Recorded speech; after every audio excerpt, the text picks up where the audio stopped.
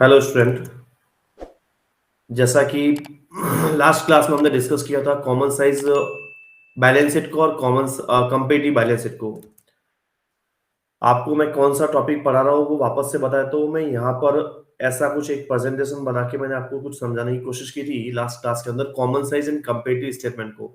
Common size में भी दो बैलेंस शीट भी हो सकता है और इनकम स्टेटमेंट भी हो सकता है। कंपेटिटिव में भी दो बैलेंस शीट भी हो सकता है और इनकम स्टेटमेंट भी हो सकता है। क्या लास्ट में समझा दिया था मैंने आपको? बैलेंस शीट की कॉन्सेप्ट समझा दिए थे। बैलेंस शीट में चाहे वो कॉमन साइज हो चाहे कंपेटिटिव हो, अगर वो आपने वीडियो नहीं देखा है तो वो सबसे यूजफुल होगा आपको अगर इस स्टेटमेंट को सीखना है तो।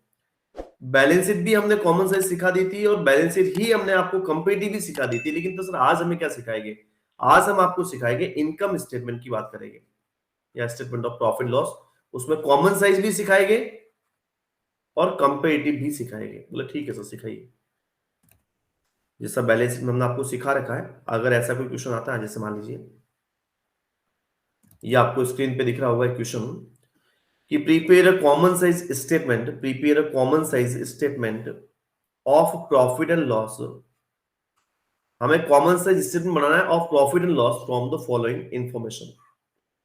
ये सारी इंफॉर्मेशन दे रखी है और कुछ एडिशनल इंफॉर्मेशन भी दे रखी है, वो अपन पढ़ते हुए इसको क्या प्रिपेयर करना हमें। तो हमें कॉमन साइज स्टेटमेंट को प्रिपेयर करना है। बोले हाँ सर। तो इसी के नीचे मैं इसका सॉल्यूशन करवाऊंगा आपको अभी। ठीक है सर करवाइए। तो मैंने क्या करना है कि ये सारी चीजें जो है वो एक सिस्टमेटिक ऑर्डर में लिखना है। कभी कभार सीधा लिखा हुआ आ जाएगा तो और सिंपल सा हो जाएगा। अदरवाइज मैं आपको सिस्टम बता देता हूँ क्या लिखना है क्या नहीं लिखना है। देखिए ये सबसे पहले जो चीज बता रहा हूँ वो कॉमन साइज बता रहा हूँ। सबसे पहले मैं आपको क्या चीज बता रहा हूँ? Common size. मैंने आपको ये भी चीज बताई थी कि कॉमन साइज तो मैं बताऊंगा। तो जब मैंने कॉमन साइज बैलेंस से पढ़ाई थी आपको तो भी कुछ चीजें बात बताई थी।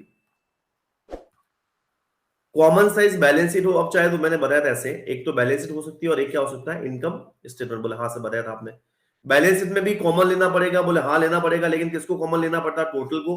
लेकिन इनकम स्टेटमेंट में जो कॉमन लेना पड़ता है वो लेना पड़ता है रेवेन्यू फ्रॉम ऑपरेशन को। सर ये रेवेन्यू फ्रॉम ऑपरेशन क्या होता है? सेल है। ये रेवेन्यू फ्रॉम ऑपरेशन का मतलब क्या है? सेल है। बोले हाँ सर रेवेन्यू फ्रॉम ऑपरेशन को हमें क्या लेना पड़ता है? कॉमन लेना पड़ता है। तो आप बताइए कि रेवेन्यू फ्रॉम ऑपरेशन को क्या अपन कॉमन नहीं ले सकते? और जिसको कॉमन लेते थे तो उसको क्या करते थे? टोटल को कॉमन लिया तो टोटल को 100 एज्यूम किया था। रेवेन्यू प्रोपोर्शन को करेंगे तो क्या करेगी? इसको भी 100 एज्यूम करेंगे। अरे कॉमन साइज इनकम स्टेटमेंट का मतलब क्या होगा?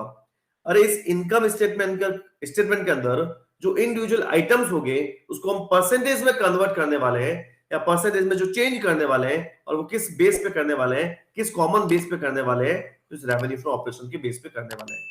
मैं आपको बैलेंस शीट का फॉर्मेट एक बार दिखा देता हूं कि मैं आपने सर बैलेंस शीट पढ़ाया था। कॉमन साइज बैलेंस शीट वो कहाँ है? ये रही मेरी कॉमन साइज बैलेंस शीट। हमने क्या किया था? इस टोटल के बेस पे, इन टोटल के बेस पे, ये जो टोटल दे रखी होती है इनको 100 एज्यूम किया था और इनके बेस पे मैंने क्या निकाला था? शेयर कैपिटल का निकाला था, रिजर्व एंड सरप्लस का निकाला था, लॉन्ग टर्म बोरिंग का निकाला था। ये ऐसे परसेंटेज निकाले थे, इनको परसेंटेज में कन्वर्ट किया था। वैसा क्या वैसा इनकम स्टेटमेंट भी होने वाला है। हाँ लेकिन इसमें कैसे करना वो मैं आपको फटाफट से बताता हूँ। देखिए सबसे पहले जो हमें क्वेश्चन में दे रखा है उस क्वेश्चन के हिसाब से चलना है। कॉमन साइज इनकम स्टेटमेंट के लिए सबसे पहले दे रखा है रेवेन्यू फ्रॉम ऑपरेशन। तो यहां पर आपको भी लिखना है पर्टिकुलर के अंदर, जैसा मैं लिख रहा हूं ऐसा आपको भी लिखना है रेवेन्यू फ्रॉम ऑपरेशन। ठीक है सर, बता रखा है, बार बार नहीं बताऊंगा। कॉमन साइज में 2 सालों की फिगर की जरूरत हमेशा नहीं होती है, लेकिन अगर है तो ले सकते हैं। लेकिन कंपेटिटिव में हमेशा होती है। कंपेटिटिव आप चाहे बैलेंस शीट बनाइए चाहे वो इनकम स्टेटमेंट, उसमें 2 साल के फिगर या 2 फिगर अलग अलग होना कंपलसरी है। इसमें कंपलसरी नहीं है। वही मैं बार बार बताता हूं, इधर कौन सा ईयर लिखना आपको? Previous year. उधर कौन सा लिख लेना आप? Current year. मैंने आपको बार बार बताया है कि ऐसे जो अपन को इनकम स्टेटमेंट मिलता है या बैलेंस शीट मिलती है, जैसे उसके ऊपर आपको दे रखा है क्वेश्चन, तो इसके अंदर यहां पर जो दे रखा है वो कौन सा दे रखा है? करंट ईयर दे रखा है। पहले क्या दे रखा है? Current year. और यहां पर जो दे रखा है वो कौन सा दे रखा है? Previous year. लेकिन जब आप इसका कॉमन साइज या कंपेटिटिव कोई भी एनालिसिस करते हो तो आप ध्यान रखना कि पहले करंट ईयर नहीं आएगा, पहले प्रीवियस ईयर आएगा, बाद में करंट ईयर आएगा। बस इतना ही ध्यान रखना है। बोले ठीक है सर, बिल्कुल ये आपने पहली वाली क्लास में बता रखा है सारी चीजें, आप उस क्लास को जरूर देखिएगा। सर रेवेन्यू फ्रॉम ऑपरेशन कितना दे रखा है? तो देखिए पहले 20 का लिखना हमें, तो 20 का बोलो कितना है? 8 लाख। तो सर यहां तो लिख लो आप 8 लाख और पास में लिख लीजिए 10 लाख। सर ये कहां से लिखे? अरे उसके पास में लिखा नहीं था, दोनों साल के दे रखे हैं। देखो ये 8 लाख हो गया और ये 10 लाख हो गया, मतलब ये भी हो गया और ये भी हो गया। उसके बाद में है अदर इनकम। देखो रेवेन्यू फ्रॉम ऑपरेशन के बाद में अगर कोई अदर इनकम होती है तो इसमें वो ऐड होती है, ऐड अदर इनकम। बोले अच्छा यू है क्या सर? अगर कोई भी अदर इनकम होती है तो आप उसको क्या कर दीजिए, ऐड कर दीजिए। तो मैं अदर इनकम को जब ऐड करूंगा तो अदर इनकम चेक करनी है पहले कितनी है। अरे पहले ये लिखना आप अदर इनकम, ये वाली। बोले सर 20,000 है, बाद में कितनी है? 40 है। तो आप जब लिखेंगे तो पहले 20 लिखेंगे, 20 वाला फिगर, ये वाला फिगर लिखना, और बाद में 40 लिखना। बोले बिल्कुल सर, जैसा आपने बोला है, पहले प्रीवियस ईयर का लिखेंगे, बाद में करंट ईयर का लिखेंगे। बिल्कुल लिख लिया। उसके बाद में क्या करना है, इसके बाद में इनकी टोटल करनी है, इन दोनों की। बोले अच्छा ये है क्या? इन दोनों की आपको क्या करनी है, टोटल करनी है। और टोटल करके क्या लिखना है सर? देखो आप, इसकी टोटल हो रही है जो 8,20,000, ये हो रही है 8,20,000। बोले यस सर। इसकी जो टोटल हो रही है वो हो रही है सर 10,40,000। अरे किसी को दिक्कत हो तो बोल सकता है। ये तो था 8,20,000, कैसा आया? ये 8,20,000 और ये 10,40,000 अदर इनकम को उसमें ऐड कर दिया। बोले ठीक है सर। फिर आपको एक्सपेंसेस, एक्सपेंसेस का आपको क्या डालना है, हेडिंग डालना है। ये सारे अपन एक्सपेंसेस लिखेंगे। अब एक्सपेंसेस में क्या क्या लिखने वाले, इसके लिए आप सबसे पहले लिख लीजिए, ये हमारी ए पॉइंट है। क्या है ये हमारा? ए। और ए पॉइंट कौन सा है? तो इसको हम बोलते हैं टोटल इनकम। ये ए पॉइंट निकल के आया है टोटल इनकम। अब अपन को पॉइंट लिखने हैं कुछ एक्सपेंसेस के। क्या क्या एक्सपेंसेस दे रखे वो मैं बताता हूं। सबसे पहला दे रखा है कॉस्ट ऑफ मटेरियल कंज्यूम। 2020 में तो है 4 लाख। 2020 में तो कितना है? 4 लाख, यहां बता रहा हूं। और उसके बाद में कितना हो गया? तो 6 लाख। तो हमें पहला एक्सपेंडिचर लिखना है, वो लिखना है cost of material consume. Cost of material consume, और कॉस्ट ऑफ मटेरियल कंज्यूम आपको कितना दे रखा है तो वो भी देख लीजिए। कॉस्ट ऑफ मटेरियल कंज्यूम पहले दे रखा 4 लाख, बाद में दे रखा 6 लाख। मैं यहां तो लिख रहा हूं पहले 4 लाख और बाद में लिख रहा हूं 6 लाख। अरे ये सब पहले उल्टा कैसे लिख रहे हैं आप? यहां तो 6 लाख है फिर 4 लाख, ऐसा नहीं लिखना है। पहले प्रीवियस ईयर वाला और बाद में करेंट ईयर वाला। बोले ठीक है सर। 4 लाख और 6 लाख लिख लिया। उसके बाद में sir cost of material consume के बाद में है एम्प्लॉय बेनिफिट एक्सपेंसेस। पहले कितने? 80, बाद में कितने? 120। पहले तो है 80, बाद में है 120। क्या है सर ये? अरे ये भी एक्सपेंसेस है, एम्प्लॉय बेनिफिट एक्सपेंसेस। तो जो एम्प्लॉय बेनिफिट एक्सपेंसेस है, पहले तो कितना है? 80 है, बाद में कितने हुए? 120 हुए। ये पहले 80, बाद में 120। बोले ठीक है सर। फिर लिखा हुआ अदर एक्सपेंसेस, और यहां तो है 140 और यहां है 180। लेकिन अदर एक्सपेंस से रिलेटेड एक आपको एडिशनल इंफॉर्मेशन दे रखी है, वो मैं आपको थोड़ा सा पढ़ के बता देता हूं। Other expenses include provision for tax. अरे इस अदर एक्सपेंसेस के अंदर क्या इंक्लूड है? तो टैक्स भी इंक्लूड है। आपका टैक्स का एक्सपेंसेस जो हुआ है, टैक्स जो आपने पे किया, वो भी इसके अंदर इंक्लूड है। कितने? 80,000 तो इंक्लूड है फॉर द ईयर एंडिंग 31 मार्च 2020। मतलब ये 2020 के अंदर तो कितने इंक्लूड है, इस 140 के अंदर तो कितने इंक्लूड है? 80,000। तो वो आप लेस कर देना, ताकि बचे हुए सारे अदर एक्सपेंस आ जाएंगे। और दूसरा 2021 में क्या लिखा है? And rupees 1 lakh for the year ending 31 मार्च 2021। मतलब यहां पर कितने इंक्लूड है? तो 1 लाख इंक्लूड है, तो इसमें से कितना लेस कर देना? 1 लाख लेस कर देना। ये टैक्स के फिगर है बेटा, जो इसमें इंक्लूड है। तो हमें क्या करना पड़ेगा? अदर एक्सपेंसेस लिखना पड़ेगा। तो अदर एक्सपेंसेस लिखने के लिए क्या करूंगा? 140 में से 80 लेस करूंगा। बोले अच्छा अच्छा सर, बिल्कुल समझ में आ गया। तो यहां हम थर्ड लिखने वाले हैं अदर एक्सपेंसेस। टैक्स का क्या करेंगे सर, वो भी बताएंगे। अदर एक्सपेंसेस जो मैं लिखूंगा, मैं वापस से बोल के बता रहा हूं, पहले 140 है, लेकिन 140 के अंदर 80,000 का प्रोविजन फॉर टैक्स इंक्लूड है, माइनस कर दिया। 140 में से 80 माइनस किया तो मेरे हिसाब से 60 आया। बोले यस सर। फिर हमारे 180 के अदर एक्सपेंसेस थे, लेकिन 180 के अंदर आपके 1 लाख रुपीज का टैक्स इंक्लूड है, तो हमारे पास रिमेनिंग कितने बचे? तो सर 80 बचे। सर ये अदर एक्सपेंसेस का भी पॉइंट हो गया। मतलब तीनों ही एक्सपेंसेस के पॉइंट हो गए, मतलब ये भी हो गया, ये भी हो गया और ये भी हो गया। अब क्या करें सर? कुछ नहीं करना है बेटा, वापस से वही काम करना है जो अपन ने पहले ऊपर किया है, टोटल करना है। अच्छा अच्छा सर, बस बिल्कुल अभी अपना काम है टोटल काम। अब टोटल देखो इसकी कितनी होती है, 4 lakh plus 80, 480 plus 60 is equal to 5 lakh and 40,000। बोले यस सर। ये हो गया 120 plus 80, 2 lakh plus 6 lakh is equal to 8 lakh. क्या लिख रहा हूं वैसे के वैसा आपको ध्यान रखना, ये आपको फॉर्मूला में लिखना है। इसको अपन लिखेंगे बी पॉइंट और इसको हम बोलेंगे टोटल एक्सपेंसेस। अरे बोलेगे कि नहीं बोलेगे यार? बोले बोलेगे तो इसमें क्या हो गया, बिल्कुल बोलना ही है। अब हमें निकालना क्या है सर? हमें निकालना सी पॉइंट। वो कैसे निकलेगा सी पॉइंट? ए माइनस बी करोगे तो निकलेगा सी पॉइंट। अरे सी पॉइंट निकालना, लेकिन सी पॉइंट निकालेंगे कैसे? तो ए में से बी माइनस करना है। इसको हम बोलते हैं net profit before tax. Net profit before tax कैसे आएगा? तो इस ए में से बी को लेस करना है। बताइए 820 में से अगर मैं 540 को माइनस करता हूं तो रिमेनिंग कितना बचेगा? मैं आपको थोड़ी कैलकुलेशन करके बता देता हूं।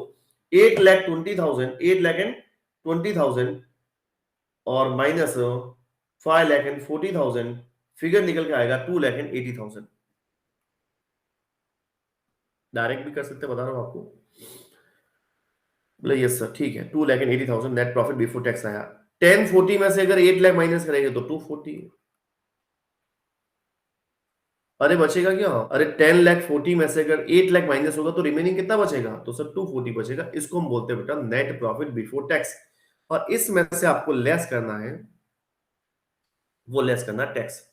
यही फॉर्मेट आपको फॉलो करना है, यही फॉर्मेट आपको फॉलो करना है, यही आपको फॉर्मेट ध्यान में रखना है। बोले ठीक है सर। तो जब टैक्स लेस करना है वो तो दिया हुआ ही नहीं। अरे मैंने बताया था ना क्वेश्चन के अंदर कि इसके अंदर तो टैक्स इंक्लूड है, वो तो 80,000 इंक्लूड है। इसके अंदर जो टैक्स इंक्लूड है वो 1 लाख इंक्लूड है। बताया था नहीं बताया था? बोले बताया था। तो वो लेस कर दीजिए। इसके अंदर से तो कितना लेस कर दीजिए? 80,000 लेस कर दीजिए। और इसके अंदर से कितना लेस कर दीजिए? 1 लाख लेस कर दीजिए। सर ये हमारा क्या सॉल्यूशन दे रहा है? ये तो क्वेश्चन ही है जो वहां से मैं देख देख के लिख रहा हूं खाली।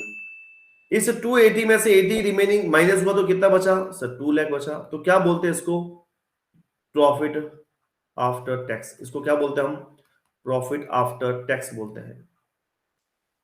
ये बचा 1,40,000। बस तरीका वही है। मैंने बताया था कि जब हम कॉमन साइज को पढ़ेंगे तो किसी न किसी को कॉमन लेना पड़ेगा। तो बताइए ये क्या कॉमन साइज बैलेंस शीट है क्या जो हम टोटल को कॉमन ले रहे? नहीं सर, ये तो इनकम स्टेटमेंट है। तो आपने बताया था कि सर रेवेन्यू फ्रॉम ऑपरेशन को हमें कॉमन लेना चाहिए। अरे हाँ, बिल्कुल सही बताया था। आप रेवेन्यू फ्रॉम ऑपरेशन को क्या ले लीजिए? कॉमन ले लीजिए और उसके सामने कितना लिख लीजिए? 100 लिख लीजिए। बोले अच्छा यू है क्या? और बाकी के सभी के आप क्या निकाल दीजिए? परसेंटेज निकाल दीजिए। इसके बेस पे, किसके बेस पे? तो रेवेन्यू फ्रॉम ऑपरेशन के बेस पे। फॉर एग्जांपल निकालने का तरीका सर बता देता हूं। आपको क्या लिखना है? सबसे पहले ऊपर लिखना है एब्सोल्यूट अमाउंट। एब्सोल्यूट अमाउंट क्या होता है? जिसका निकालना है वो एब्सोल्यूट अमाउंट है। अपॉन, अपॉन है रेवेन्यू फ्रॉम ऑपरेशन। अपॉन कौन सा? रेवेन्यू फ्रॉम ऑपरेशन और मल्टीपल बाय 100। बोला अच्छा। देखिए अब रेवेन्यू फ्रॉम ऑपरेशन कितना? ये तो अपन ने लिख लिया 10 लाख, और ये तो अपन ने लिख लिया, सॉरी। तो अगर ये लिख लिया इसके आगे तो हमने 100 लिख लिया। लेकिन अब बताइए कि एब्सोल्यूट अमाउंट किसका निकालना है? 20 का निकालना है। तो एब्सोल्यूट अमाउंट कितना सर? 20,000। तो आप ऊपर तो लिख लीजिए 20,000 और divide by revenue from operation. Revenue from operation कितनी है सर? रेवेन्यू फ्रॉम ऑपरेशन तो 8 लाख है। तो ऊपर 20, नीचे 8 लाख और मल्टीपल बाय 100। 30 से 30, 20 से 20, कितना बचा? देखो 4 फाइजा और 4 टूजा, 2 वनजा और 2.5, कितना बचा? तो 2.5%। बोले यहां पर मैं कितना लिखूंगा सर? यहां पर लिखेगा आपको 2.5। कैसा है मैं बताता हूं वापस से। अगर मेरे आपके पास कैलकुलेटर है तो आप कैलकुलेटर से भी करके देख सकते हैं कैसे किया है। एब्सोल्यूट अमाउंट कितना है? 20,000। जनरली आपको कैलकुलेटर का यूज करना नहीं है क्योंकि एब्सोल्यूट अमाउंट वहां पर कैलकुलेटर नहीं मिलेगा। 20,000 divide by revenue for operation कितना आएगा, तो 8 लाख। मेरे पास मोबाइल है इसलिए मैं करके बता रहा हूँ, मल्टीप्लाई 100, तो इससे आ गया मेरे पास 2.5। ये इस तरह से 2.5 निकला है। तो अब बेटा मैंने बताया था कॉमन साइज में तो आंसर चेक होता है, बोले हाँ सर। तो इनकी टोटल भी कितनी आनी चाहिए, 102.5 ही आनी चाहिए। अगर आती है तो सही है। कॉमन साइज के अंदर कंपेरेटिव में कुछ चेक नहीं होता है। सर कैसे आएगा, बोलो एब्सोल्यूट अमाउंट कितना, 820 डिवाइड बाय 8 लाख मल्टीप्लाई 100 करके बताता हूँ मैं आपको कैलकुलेशन।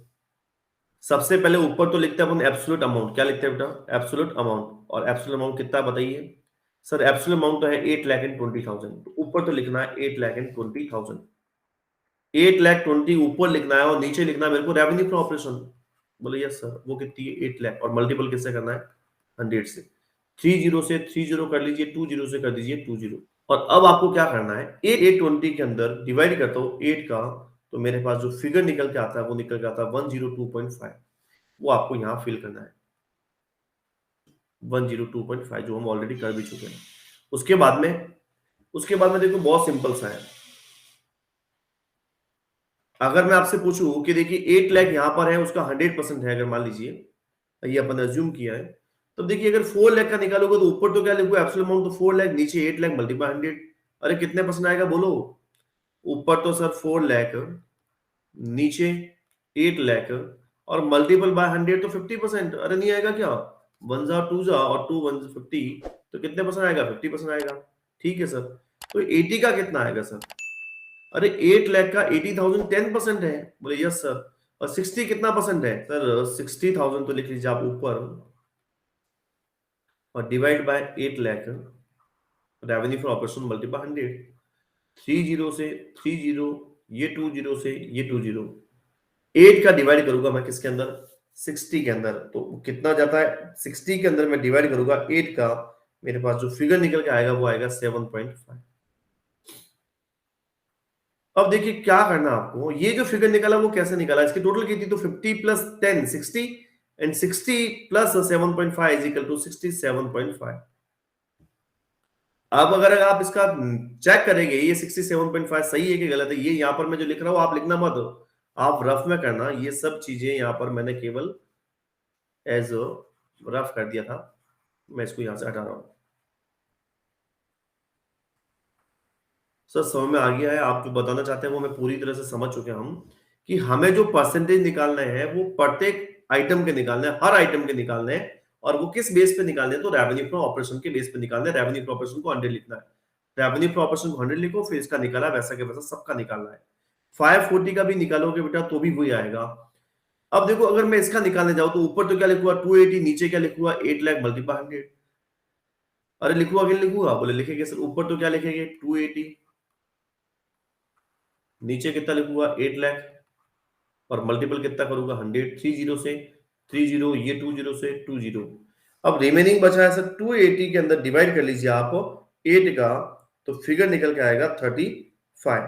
तो यहां पर जो मैं फिगर निकल के आएगा 35, मैं आपको थोड़ा सा और एक एग्जांपल देता हूं कि ये सही है कि गलत है। देखो 35 कैसा आया, ये फिगर कैसा आया, 280 कैसा आया, इसमें से ये माइनस करने से आया कि नहीं आया, इसमें से माइनस किया तभी तो ये आया था।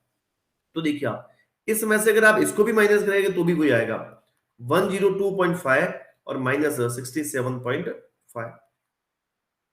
जीरो में 5 में से 5 जीरो, 12 में से 7 5, and 9 minus 6 is equal to 3, 35.0। Sir ये तो हम निकाल देंगे वापस, वही 80,000 है तो माइनस का है, तो यहाँ पर जरूर लिखिएगा आप। वही कितने परसेंट आएगा, 10% आएगा, लेकिन किस में आएगा, माइनस में आएगा। और यहाँ पर कितना है जो आएगा 35 माइनस तो 25, कितना आ जाएगा, अरे 2 लाख डिवाइड बाई 8 लाख तो कितना आ जाएगा 25%। तो इस तरह से आपने जिस साल 2020 का निकाला है उसी टाइप से आप किसका निकालेंगे 2021 का निकालेंगे। उम्मीद करता हूँ आपको समझ में आ गया होगा, ये कॉमन साइज इनकम स्टेटमेंट का कॉन्सेप्ट था। तो सर कंपेरेटिव इनकम स्टेटमेंट, अरे बहुत इजी है। कंपेरेटिव इनकम स्टेटमेंट तो कुछ भी नहीं है। इस क्वेश्चन में आपको क्या बनाना था, कंपेरेटिव इनकम स्टेटमेंट बनाना था, ये वाला। क्या करना है सर, अरे जहां तक मेरा मानना है कि आप सबसे पहले तो इसको कॉपी कर दीजिए, ये वाला जो आपने यहां लिखा था ये सारा का सारा वहां पर भी लिखना है एज इट इज, ये पूरा का पूरा कॉपी करना है। फिर सर फिर क्या करेंगे, ये का ये सारा कॉपी करने के बाद में अगर मेरे को यहां पर इसका कंपेरेटिव बनाना है तो देख लीजिए, अगर कंपेरेटिव बनाना तो मैं यहां पर जैसे मान लीजिए ये कंपेरेटिव, अब इस कंपेरेटिव में क्या करना है, ये परसेंटेज ऑफ रेवेन्यू को यहां पर कॉमन कॉमन नहीं लेना है, यहां पर हमें क्या करना है, दो कॉलम बनाना है बेटा, ये वाला थोड़ा मैंने समझा दिया इसलिए मैं यहां से हटा रहा हूं, आप वीडियो को पॉज करके आराम से लिख सकते हैं, समझ सकते हैं, उसके बाद में नेक्स्ट कंपेरेटिव की हेडिंग डालेंगे और उसको करेंगे, पहले कॉमन साइज को आप कंप्लीट करेंगे उसके बाद में करेंगे। यहां पर हम जो बनाते हैं वो बनाते हैं एब्सोल्यूट चेंज, ऐसे तो मैंने आपको बैलेंस में बताया था, और परसेंटेज चेंज, मैं सारा नहीं बताऊंगा, दो तीन बता देता हूं।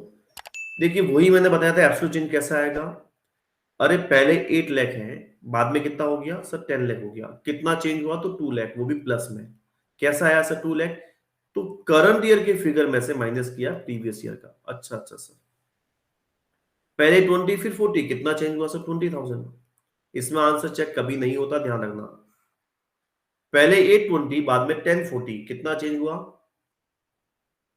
2,20,000, बोले यस सर 2,20,000 का चेंज हुआ है, पहले 4 फिर 6, 2 लाख कोई मिस्टेक हो तो आप देख लेना, फिर 80 फिर 120, कितने का चेंज हुआ है 40 का चेंज हुआ है, 60 फिर 80 कितने का चेंज हुआ 20 का चेंज हुआ है, फिर 540 फिर 8 लाख, 540 से 8 लाख मतलब कितने का चेंज हुआ तो 60 तो ये, और 2 लाख वो मतलब 2,60,000 का चेंज हुआ, इसको हम बोलते हैं एब्सोल्यूट चेंज, अरे इसमें से फिगर माइनस करना खाली, फिर 280 से 240 हुआ मतलब कम हुआ है, तो 40,000 का चेंज तो हुआ लेकिन क्या हुआ माइनस में हुआ, एब्सोल्यूट चेंज जो आएगा माइनस में आएगा, फिर यहां पर 80 फिर यहां पर 1 लाख, चेंज हुआ कि नहीं हुआ, कितना हुआ है सर 20,000 का चेंज हुआ है, ठीक है सर, तो यहाँ पर सर यहाँ 2 लाख है फिर 1,40,000 है मतलब चेंज हुआ है, 60,000 का चेंज हुआ है, और वो भी किस में आएगा तो माइनस में आएगा, सर ये तो हम बहुत इजी एब्सोल्यूट चेंज तो कोई भी निकाल देगा, अरे सर परसेंटेज चेंज निकालना बता दो ना आप हमें, अरे मैंने आपको बहुत बार बताया है कि जब भी आप कंपेरेटिव करो,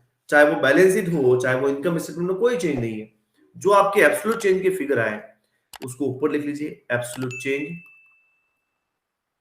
चेंज अपॉन प्रीवियस ईयर और मल्टीपल बाय 100, ये आप फॉर्मूला याद रखो, एब्सोल्यूट चेंज कितना है मैं बता दूं आपको, इसमें चेंज कितना हुआ है 2 लाख, आप यहां पर लिखना मत, मैं ऐसे बता रहा हूं 2 lakh divide by previous year तो सर 8 लाख और मल्टीपल बाय 100, इतना सा काम करना है, 1 जा और 4 जा 4 और 25, मतलब पहले के आंसर जो आने वाले हैं वो परसेंटेज चेंज के अंदर आने वाले हैं 25%,